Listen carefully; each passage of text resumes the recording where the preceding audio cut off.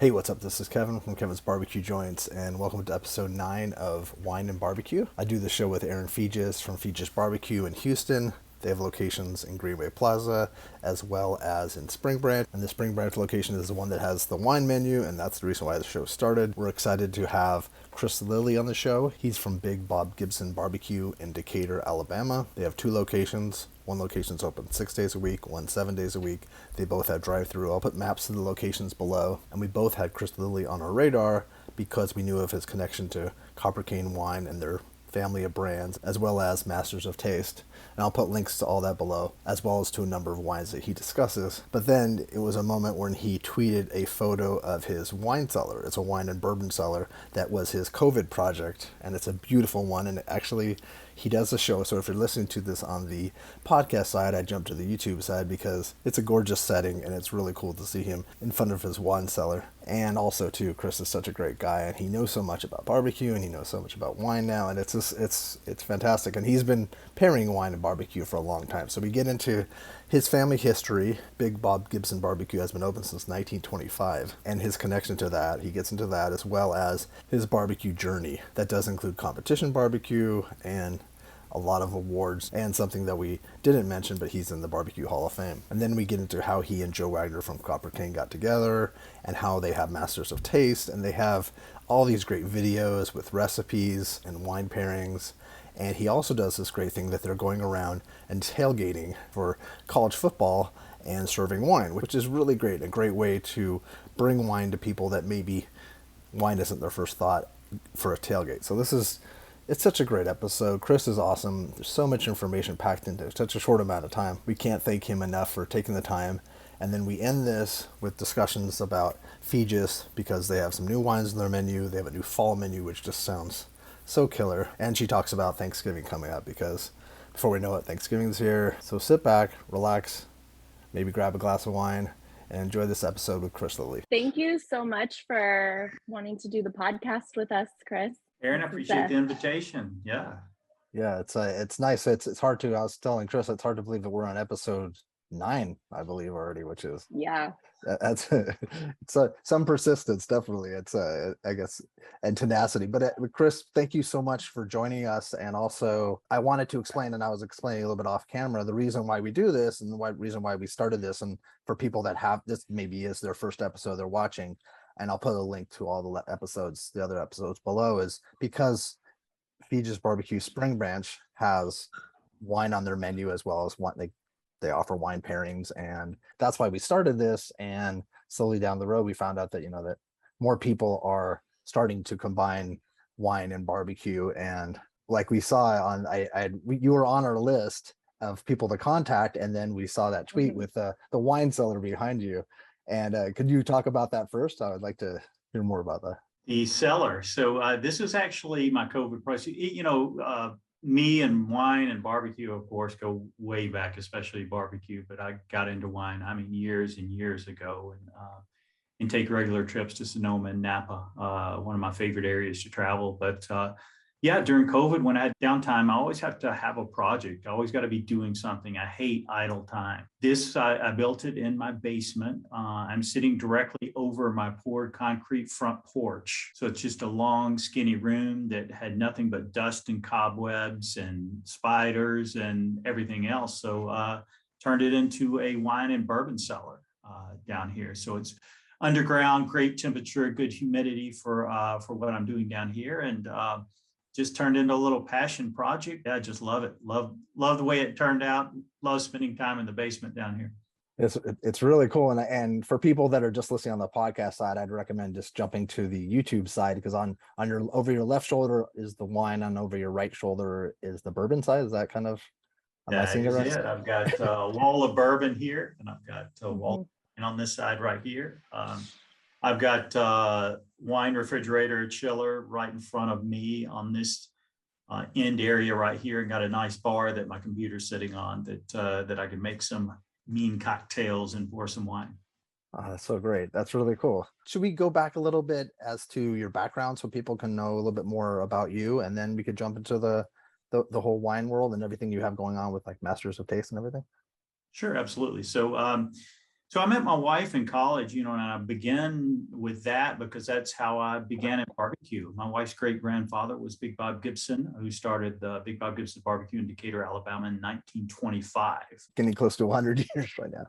Oh, yes, it's coming up. So we've got to put our heads together and come out with some cool promotions for a 100-year anniversary for the barbecue restaurant. But yeah, to Franklin, Tennessee, got married, and Amy's father wanted her just a little bit closer to home. So he offered me a job to come back and learn the business, open up another barbecue restaurant. And the rest is history. Fell in love with barbecue, fell in love with the pit room, the actual cooking aspect of it. And that's what I've been doing ever since. But you didn't plan on like this. You're easily one of the busiest guys in barbecue and the most decorated too, like one of the most decorated. There's a lot of guys that have a lot of trophies and awards, but did you know that like this, like in your mind at all, did you have any idea what this path would lead you on? Like it's pretty fascinating. Absolutely not. I graduated with a marketing and finance degree. So cooking and barbecue never entered my mind, although I always loved to cook. But, the barbecue restaurant just gave me an avenue for creativity, gave me an avenue to really learn about the art of smoking, and I developed a passion for it. So it started in 1991. You mentioned contests. My first contest was 1997. Okay. There was a lot of knowledge at the restaurant that I inherited, generational knowledge of how to cook barbecue. So I had several years under my belt before I even jumped into the world of competition barbecue. But I just do a couple contests a year. Most of my travel these days are corporate travel and places I want to go and people I want to be with. Yeah, because I think the competition circuit could be exhausting, right? So exhausting. It is, and I never ran the circuit per se. I cooked enough to learn the ropes, and I still do the World Championships. So I still do Memphis in May every year. I do the American Royal every year. I have cooked Houston Livestock and Rodeo Show in Aaron's area down there. Once before, it's hard to get into. I actually had to go to Jamaica and win the Jamaican World International Jamaican Jerk Contest. I think I don't even forget the name of, and that was automatic back then. So I had to go down there to win an automatic to wow. Houston Livestock and Rodeo Show, if you can believe that. That doesn't surprise me about the rodeo. It's tough. It's tough to get into. And then, if I win Memphis in May, I still don't get an automatic there. I've got to win the American Royal or Jack Daniels, I think, to get an automatic in there now. So I've cooked the Jack Daniels about 10 times. Actually, it's actually this weekend. I'm going to sneak over and judge that this weekend, if you can believe that. So be fun. Do you prefer to be a judge or to be a contestant? I have withdrawals every time I go judge a contest, knowing that I should be there cooking. So I'm going to, without a doubt, say I'd rather cook a contest than judge it, hands down. Did you have to go to actual classes for the judging too? Because that's a whole different thing. But I'm sure there's this criteria. But just because you've cooked in the contest doesn't make you a judge, right? Yeah, exactly. You do have to go to judging school, and that's what I would recommend. And my judging school has been years and years and years ago, because I always recommend if somebody's going to be out there competing and competing in barbecue contests, they need to figure out what the judges are looking for, and what they like. So always recommend them going to a judging school to learn how their barbecue is judged before they enter a contest. How many championships have you won? So in meat categories, brisket, ribs, chicken, pork, even sausage, I've won 17 World Barbecue Championships. I've won the American Royal. I have got Reserve Grand Championship in both Houston Livestock and Rodeo Show and Jack Daniels World Championship. And I've won 5 World Grand Championships at Memphis in May. So wow. That's very impressive. Do you feel like when the food's off to the judges, do you feel have a sense, or is it completely up to the judges' hands? And it could, do you ever see this is one I think I've done really well? Yeah, I think you cannot win one of these contests because there's so many great pit masters and cooks out there. You can't win one of these contests without fantastic food. but you can lose with fantastic food because you've got to have a little luck on which judging table you land on. So Okay, that makes sense. all you can control is what you can control, what you turn in. You know the game, so sometimes you land on a bad table, just doesn't work work to your advantage because you think about the American Royal. There's 550 teams. There's 550 judges, and you only see 6 of those judges in each category. So if you hit the wrong 6 judges, you can't win no matter what. So Yeah.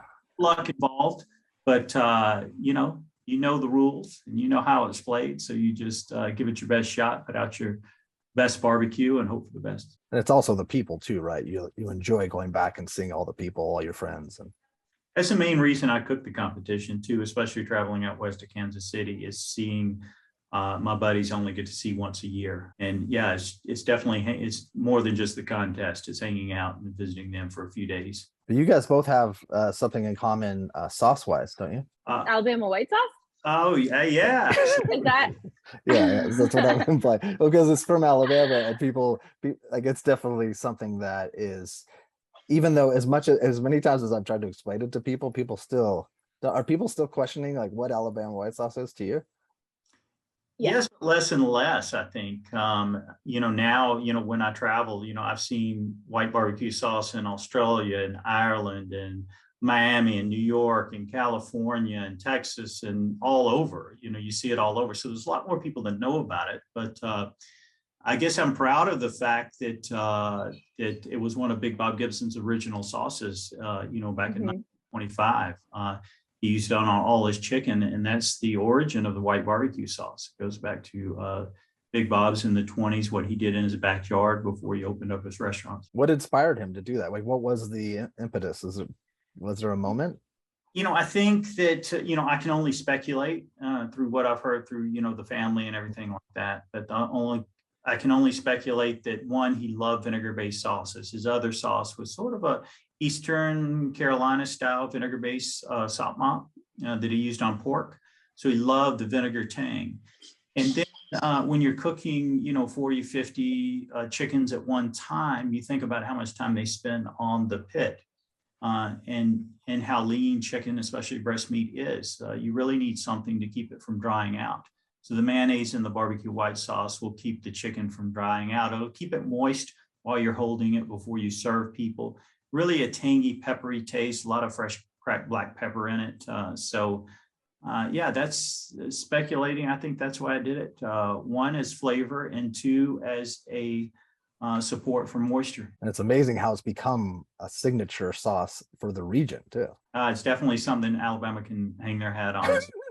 It's so delicious. And I've had both of your sauces, and they're both different and wonderful in their own way. But it's just interesting that we're talking to someone that is connected to a specific sauce when there's so many different sauces that came from different places.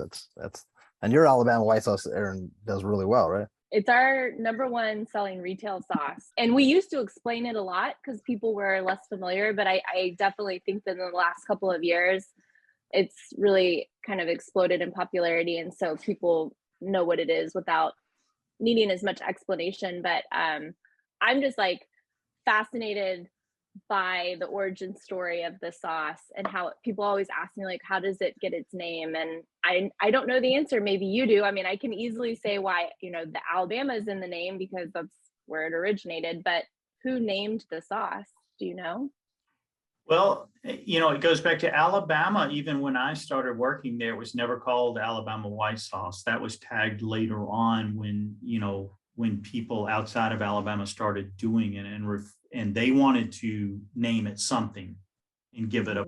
So it all, everybody started calling it Alabama white sauce. But when I started, it was just white barbecue sauce, or and everybody in this region grew up with it. So a lot of people thought barbecue sauce was supposed to be white. So it wasn't a novelty. It wasn't a hook, or it wasn't a people in North Alabama. So it was just a normal thing here.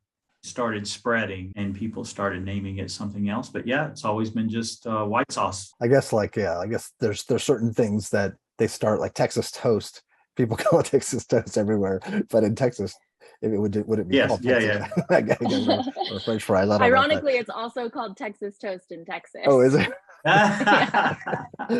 Shows what I know. This isn't wine barbecue and toast, so I guess I don't know as well. But it's interesting though how things are. Yeah, it was just white probably. Yeah, you just call the white sauce and you use it to mop as well as a sauce that's on the table, correct? Yeah, so every chicken that comes out of our pits at the restaurant gets dipped in a vat of the barbecue white sauce. And then it is held for the customers until they order it. And then it's either served whole or cut up into pieces as they order. It actually looks beautiful drenched. That's a silly Mhm. thing to say that that a chicken looks beautiful drenched in white sauce, but it does. There's something special about it, and I know if I've seen a photo, I know it's from your place. Do you want to talk a little bit about how? So you said you've been drinking wine. What were you pairing wine with barbecue from your restaurant or barbecue from cooking at home? Or It's really interesting, and I was sort of on the fourth. So I was at Memphis in May one time. I got a phone call prior to when I went from a gentleman by the name of Pete Sagacio. He's in Sonoma, Sagacio Vineyards at the time. His family, had 100-year-old vines and been doing some great big red Zins for a long time. He wanted to start pairing his big red Zins with barbecue, but he didn't know anything about barbecue. So he came to see me at Memphis in May. So we talked, this was probably back in 2000. So we're talking a long time ago. So he came and I put him in touch with a cooker manufacturer, Dennis Unruh out of Canton, Kansas, who built Pete a huge charcoal and wood-fired rotisserie pit. It's the kind that I like. And Pete ordered one and had it delivered out there just so I could come out and cook barbecue at the vineyard and match his big red Zins with some full flavored barbecue. Wow. And that's what I started doing. So I spent a lot of time out there working with him, cooking barbecue, matching with his wine. And developed a fantastic relationship with him. As a matter of fact, this summer, I think we're going to sneak off to Italy and hang out over there, go work in a butcher shop and fun over there. So that's amazing. All food and awesome. wine. But so I've been doing that for a long time. Well, I got approached, I guess, last year. A company called Copper Cane. So they're out in Napa. They've got some great brands under their umbrella. Quilt, Elowen, Bowen, Belgloss. Those are 4 fantastic brands. And they're all big wines. And they all have the backbone to stand up to what I do. And that's, the smoking and the low and slow barbecue and even grilling and things like that. Because your wine it's almost got to have a backbone when you start talking about fat and smoke and sauce and char and things like that. You can't have a wimpy wine. You've got to have a wine with backbone, full flavored, whether it be a Pinot Noir, even a Chardonnay. But definitely when you're talking about cabs as well, one of my favorites. So you've got to have a big wine. So we worked out a plan last year, and I developed 10 recipes to match with their wines, and we did all the shoot last year in Napa. Did all the content for this year, and they rolled out a huge promotion package this year. Grocery store displays, QR code recipe links, a lot of social media content, a lot of in-store, grocery store displays, and their sales jumped really good this year. It was definitely a successful promotion. So I'll be back in Napa and Sonoma next week, Sunday through Thursday, shooting 8 new recipes matching their wines for next year's rollout. So this has become a fantastic relationship, and I don't not only get to do that, but we travel around. This year we went to the Alabama-Texas game in Austin, and we did a big tailgate rollout, matched wine with barbecue. That's cool. Just sort of trying to elevate the tailgate, and Erin's doing a great job as well, serving the big wine list and serving the wine in her barbecue restaurant, really elevating barbecue. Barbecue is only a lowbrow food, but it can turn highbrow just, whether it be a tailgate or at a barbecue restaurant or in your backyard. Wine is fantastic with barbecue, and that's what we're trying to get the word out. It's kind of intimidating when somebody asks you to pair a recipe with an existing wine. And I'm just wondering if there's like a method that you have to creating the recipes. First and foremost, I definitely look at tasting notes on that particular wine, and then I need to taste it as well, and seeing what because different people, palates are a little bit different. I was blessed with a really, really good taster, really good palate, but I want to taste the wine. And I want a lot of times you can match fruit and you can match spices. You don't want to overpower the barbecue, and it's very difficult to overpower some of the barbecue, but you need a wine that'll stand up to it. But you can definitely pair dark fruit with dark fruit. If you're doing a blackberry jalapeno spare rib, you might want to have a wine that would be complementary with that, with spicing and dark fruit that would work with that. Mm-hmm. So yeah, it's sort of a matching game, and it's sort of interesting. A lot of times you'll try two wines with something and you'll think one will win or be the right choice, but it'll be the other one. And it's interesting in that wine creation, I'm talking to Joe Wagner, a phenomenal winemaker. He uses a lot of the same stuff that I use when I create barbecue recipes. You've got to have the fat and the spice and the flavor profiles, whether you're going fruit or something else, but you definitely have to have acid as well. And the way they juggle acid in their wines is about the same way I do it with my barbecue. Whether it's a white barbecue sauce with a vinegar, or a Eastern Carolina sop mop or something, a tomato-based sauce with light vinegar. You've got to, or it could be lemon or orange or citrus. You've got to juggle the acid, and that's very important with both barbecue and wine. You find that too, right, Erin? Definitely. I feel like acidity, especially when you're working with like fatty foods, acidity is, I think, the most important structural component of wine, and one of the things that makes it such a obvious barbecue pairing. Because all the foods we do, whether you're in Alabama or the Carolinas or Texas, so regardless of what cuts we're talking about, the smoke itself kind of imparts a richness into the meat. And so all barbecue, universally speaking, all barbecue can really benefit, I think, from an acidic wine. It seems like when I'm watching, because I'm taking care of my mom, we watch a lot of Food Network, and it seems like whenever people are judging food, it always seems like they say it could use a little bit more acid. I always feel like that's so.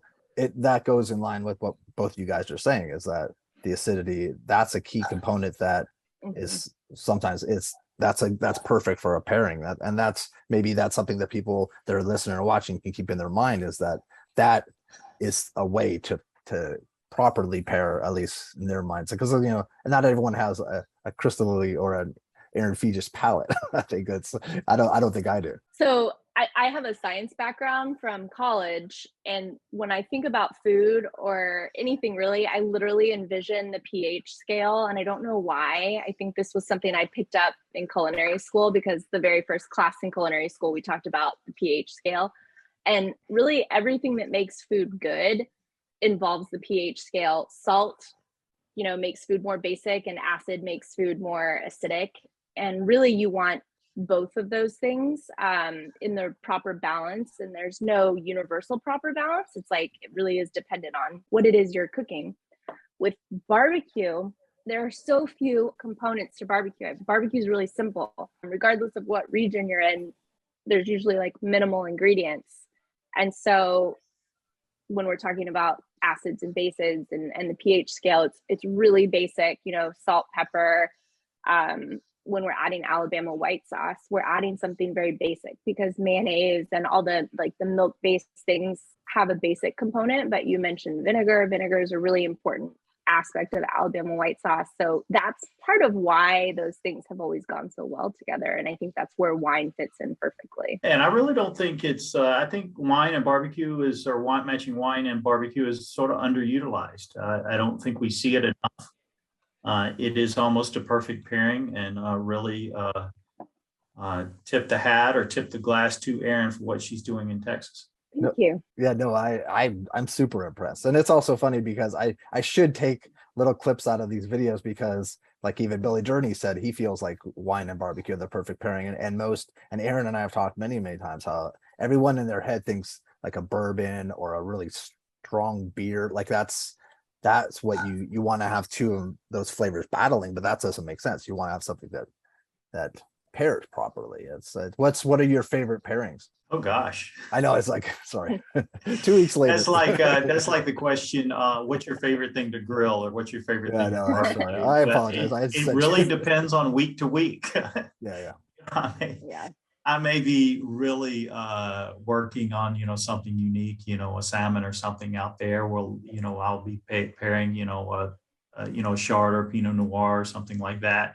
But the next week I might be doing brisket, and I might want a bigger wine. So it really depends on what I'm cooking, that determines or dictates what I was drinking. I'll tell you this, at the Alabama-Texas game, I mean, it was hot. Okay, so at our tailgate, I was drinking a heck of a lot of rosé, Belglass rosé and Ella1 rosé. Oh, it was rosé all day for me. But at this last one, I went up to Clemson and did Clemson NC State.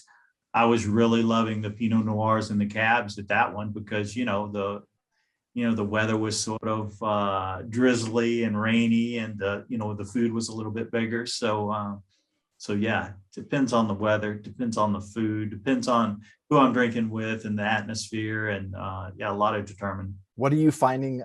How is the reaction to the tailgate? Oh, it's fantastic. And I've got another one coming up. I'm going down to the largest cocktail party in the world at the Georgia-Florida game in Jacksonville, Florida. So that's our next one. We'll go down and have a huge tailgate pregame. I'll be cooking, we'll be serving wine and having a good time. Where can people find you? Because this will come out in the next 4 or 5 days. Where can people find you? At that one, we'll be down right outside the stadium, right beside Tito's. I think Tito's will be there, right beside us, and it'll be a big fun party.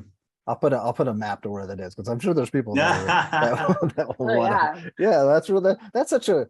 What a cool thing too. Like I knew that you were doing things with Masters of Taste, and I'll put links to that below, as well as links to specific recipes. Absolutely. And the great thing with that program is actually you can go online and you can get all of my recipes, but then you can get recommendations on what wine to pair with those recipes as well. Perfect. Okay. Wine that you can get in your grocery store all over the country. So it's not, it's definitely not pretentious, hard to find wines as well. It's just very good wines, good barbecue outdoor grilling recipes, and low and slow recipes. And there'll be plenty more this next year as well. And that's what we feel like. That's another reason why we're doing this, is we want it to become like, to not have to break down the barriers and the mental barriers that people have towards pairing wine. And the wines that you're discussing, those wines are available across the United States at grocery stores, right? They are. That's killer. Joe Wagner, did he come to you, or how did you guys meet? They actually approached me. Okay. They did. And he's fifth generation, right? Here. And so it was a lot of back and forth over, internet and telephone before we worked out something. I took a trip out there. But mainly it was me being comfortable with the wine. I got a lot of people coming to me, want me to, rep their products and everything. Sure. So they know a whole lot. I have very few sponsors that I really endorse, because I have to love their product, absolutely love their product and use their product. So I did a lot of wine tasting before I said yes and went out there to see what he did. I love his style of winemaking, and that's what it comes down to. So out there and visited with him. We shot the content, and the rest is history, just having a good time with it now. Yeah, those videos are so great. And I'm so jealous that on Sunday, you're going to be out there. And you had said off camera that you're going, before Aaron Jeff jumped on, he said that he was going to be in Sonoma this time. I think you shot the original ones, which I'll put a link below, in Napa. And and this is a great time of year to be. I guess harvest is just ending. So It's perfect timing. Yeah, that's really great. And they order their wines online too. Is that something? Shipped directly to you. Alabama, it's a little tricky. You've got to go through the state-run ABC stores, which is fine. But I get my wine shipped to the ABC stores and I pick it up, no problem at all. But yes, absolutely, you can get it shipped.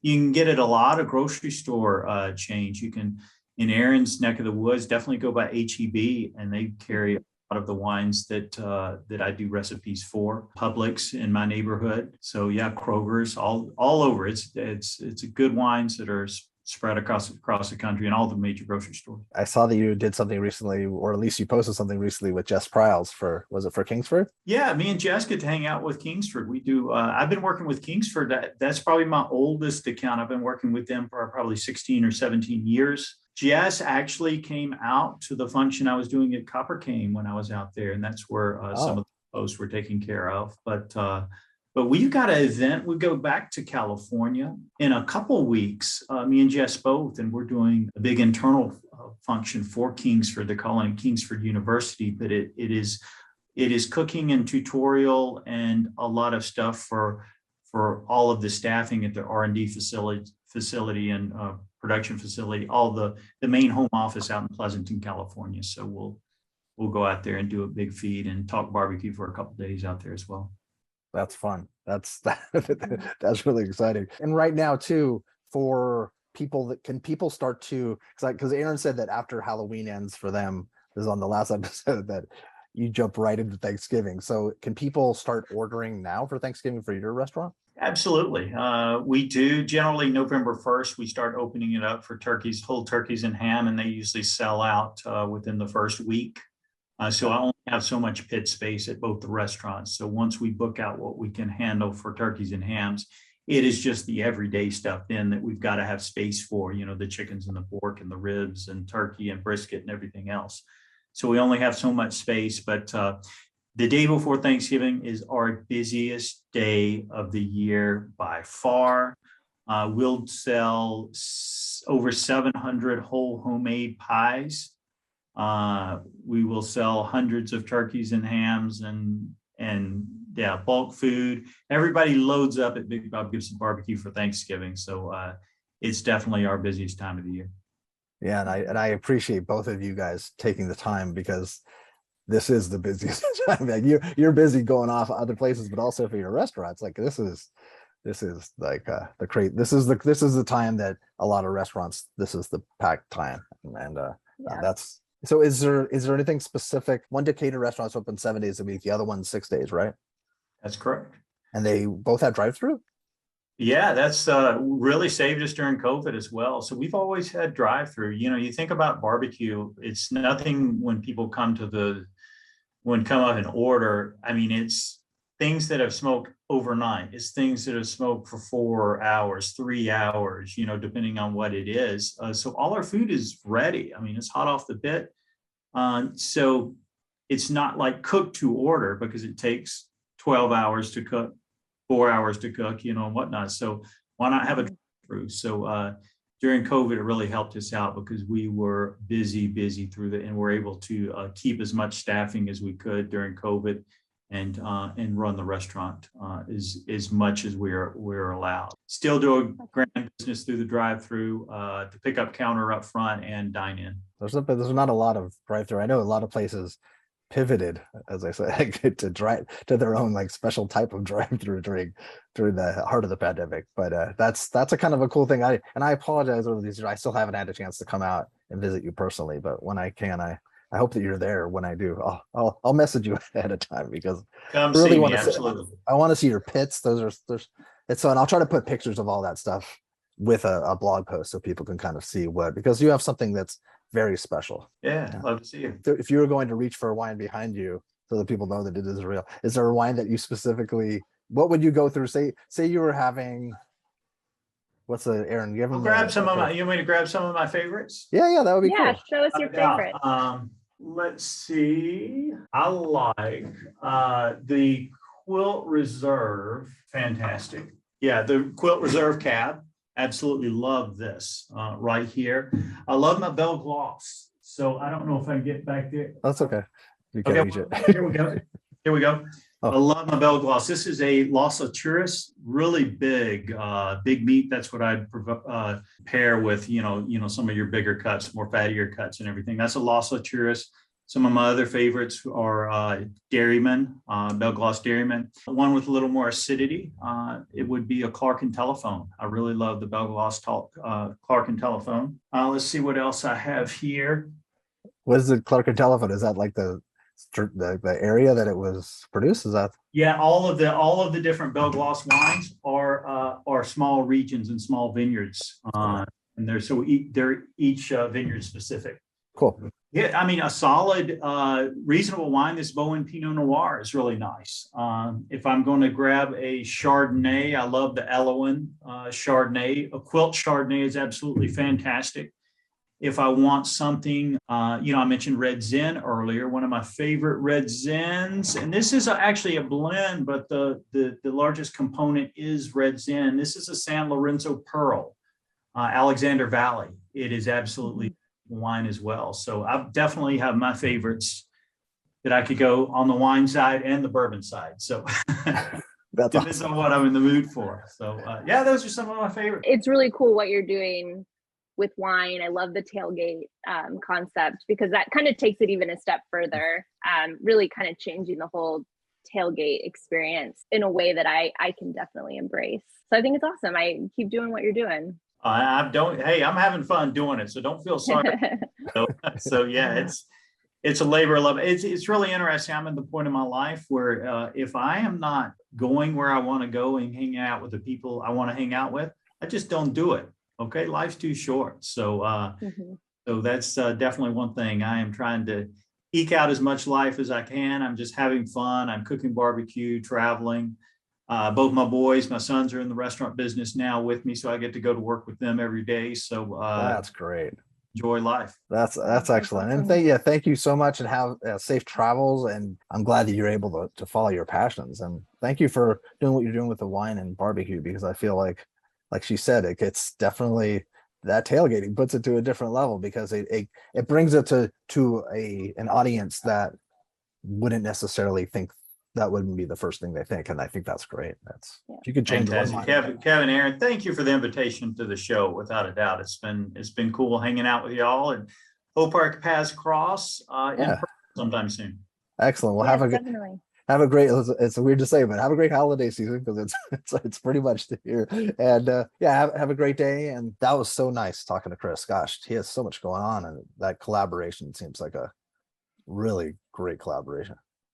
Yeah, I'm really excited. And also I'm rethinking tailgating altogether. Like, I'm always going to make sure I have a bottle of wine with me now. Yeah. You have some new wines, right? Yes, we just launched our fall menu in Houston. It dropped below 80 degrees for 3 days. And so we officially announced fall. It's already back in the upper 90s or upper 80s, almost in the 90s. But fall menu still lives. So with the fall menu changes comes some new wines. So this is a really interesting Chardonnay that we're bringing on. It's from Santa Barbara County, so it's California. The name of this wine group is a Presqu'île. It's a Creole word that means almost an island, also known as a peninsula. And so it has Gulf roots. The family that is behind the wine had some family land that they kind of I think it was a really big family, but they would always meet at this land that was on a peninsula, and it was called Presqu'île. And I think it just all basically got demolished in Katrina. So many, many years ago. Mm-hmm. And I don't think they ever rebuilt it. And so some of the sons decided to do the California wine thing. And I think it was just really important to kind of bring that name into it because it meant so much to them and to their family. And it's a beautiful wine, it doesn't have like a lot of that overpowering like oak and malolactic fermentation. It's all very subtle.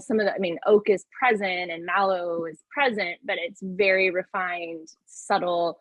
It's a very, really kind of nice open expression of Chardonnay, which I really like. And then we also have Rioja. This one is from, I love Riojas too. And this one, we have a lot of Basque wines, and I love the Basque country. So this is from the northernmost region inside Rioja, Alta Rioja. And so colder climates, higher elevations. So it kind of has a little bit of that like Basque influence. Okay. So this is a Crianza 2018. So I think it's 18 years in American oak barrels, and then it continues aging after that in the bottle for like 9 months. So it exceeds a lot of the requirements for Rioja Crianza, but excellent wine. Love it. One of the bigger wines on our menu. Lower acidity. So we talk a lot about acid. It still has a good amount of acid, but like just in terms of a lot of the wines that I bring onto the menu, I think this is going to be on the lower side of the acid spectrum, but pairs still really well with the barbecue. Why do you love I don't Rioja know, so much? I don't know what the word for, like Francophiles are people that love France. I'm the Spanish version of that. And I hope somebody who's listening or watching can tell me what the word is for that, because I would love to just start calling myself that. I love Spain. I love everything about Spain. I've traveled to Spain many times. I honeymooned in Spain. So that has really helped my love of Rioja, as it has helped my love of most things that come from Spain. But I think Rioja, just generally speaking, is just a really enjoyable wine. It's kind of one of those crowd pleaser wines. I've never opened a bottle of Rioja and somebody's been like, oh, that's not for me. So from somebody who loves to serve and host people, it makes my job easier and it makes me happy because it means I'm opening something that I know everybody will enjoy. So that's part of why I like wines that come from that region. This one in particular is mostly Tempranillo, but it does have a little bit of Grenache blended in. Those are two grapes that I also really enjoy. I think they're, again, crowd pleaser grapes. Really don't meet a lot of people who say, oh, I just don't like Tempranillos. No. Those are yuck. But they're also, it's also very, if you go to purchase at a wine store, it's very well priced generally. Like there's expensive ones, but I think that you can, I don't think it's, people aren't looking for it as often. So perhaps that's why, but I've always found like a really wines for. You touched on something really great. I think sometimes I zoom right past that in my mind because I only purchase wines in a modest price range. True. And the reason for that is because I know that there's a lot of really great high price wines, but I also am just as certain that there are a lot of really great, like medium, modest priced wines. And that's really where I like set my eyes when I'm at a store looking for something. And I also like to experiment. So I would rather buy more bottles of a certain price range than be limited to one or two.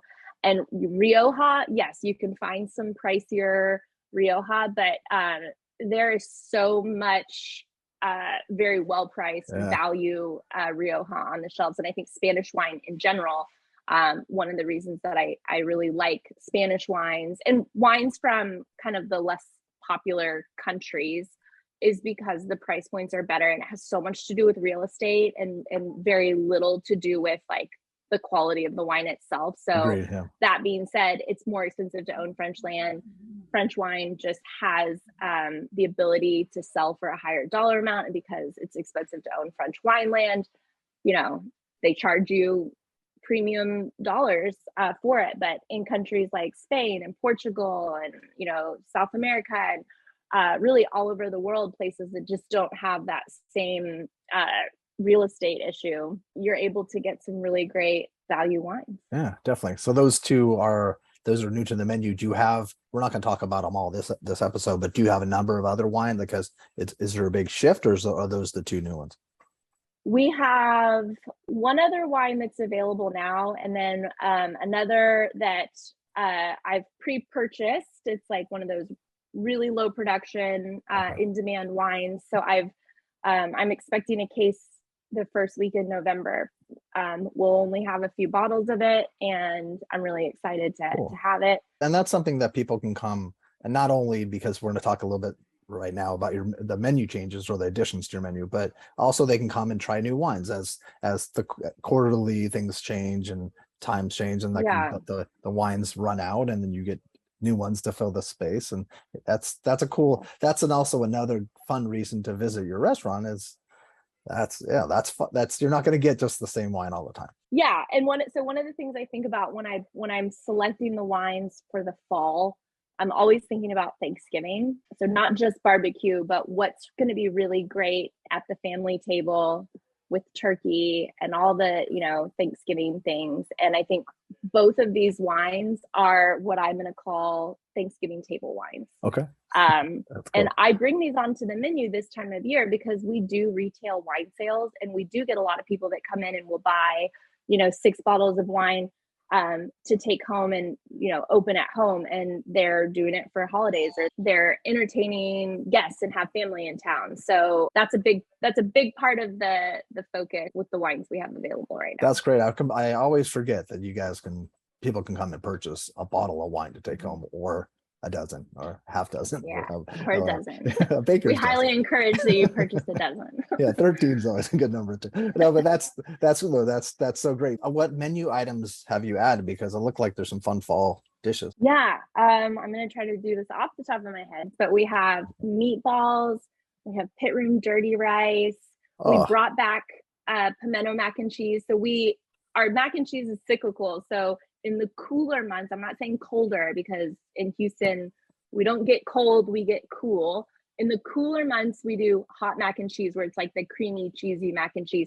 And then in the warmer months, I should just say the hot months, we do a pasta salad with macaroni. So we call it macaroni salad. So we just added the pimento mac and cheese. We have our roasted beet salad, which is one of our side dishes. We did it last year. It was really popular. So we just good. Brought that back. Yeah. Autumn salad. Autumn salad. Okay. So the summer salad's like the thing I've been ordering for the last 6 months. And then the autumn salad's going to be the thing I order for the 6 months going forward.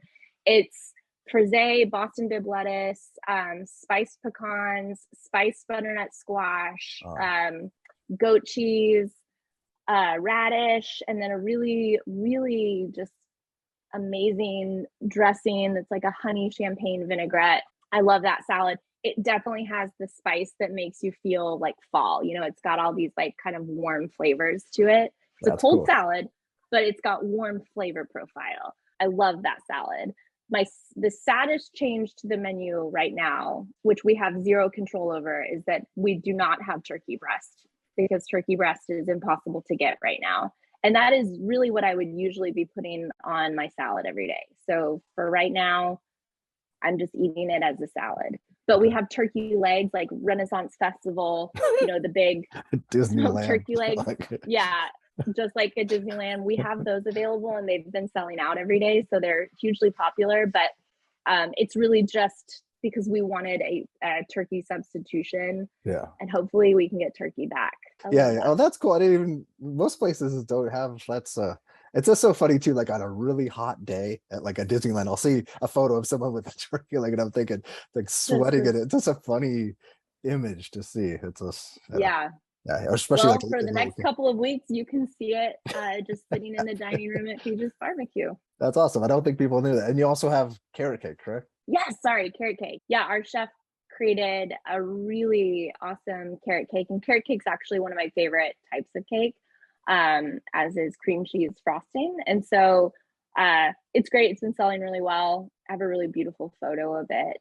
Cool. That makes me hungry every time I see it, and I'll send it to you. Okay. Every time I see it, like a good photo of carrot cake, it makes me so so jealous, because it's so good carrot cake. There's my aunt who passed away, but she was an amazing baker, and she would make carrot cake for all the fall holidays.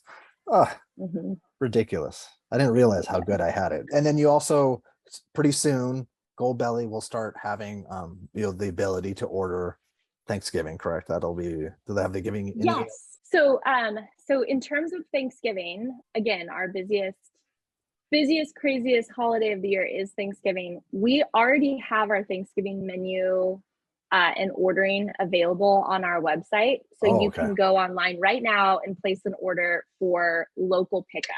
Okay. So that's already live. We haven't super promoted it yet, so it's kind of like breaking news. Okay. The only reason we haven't super promoted it yet is just because I've been really busy, and I just haven't gotten around to being because it's a big announcement. But I would love for that to be something we announce on here. And so you can go online and order for local pickup right now on our website. We will also be shipping nationwide on Goldbelly. We will be shipping whole smoked turkeys you can get them a la carte, you can get them with sides. We can basically take care of your entire Thanksgiving, if you don't want to cook a thing or lift a finger, I highly recommend that you look into Feges BBQ as a Thanksgiving option for you. You're And talking we to also me. You're have talking to wine. me, right? You're talking to you. And we also have wine. So like literally a one-stop shop. We do not ship wines on Goldbelly. We do Yeah. not ship wines nationwide. That is just for local pickup. But for local But pickup, you could do that. You could place an for order now local and then pickup, awesome. basically you don't even have to think. You can just call me and say, Erin, I'm feeding 10 people. Put something together for me, and I will make sure that you have exactly what you need for your evening. Cool. And so your her cell phone's below. No, I'm joking. Call you at the restaurant. I'm putting Patrick's cell phone below. So there's Goldbelly. I'm really excited about the nationwide shipping on Goldbelly for Thanksgiving.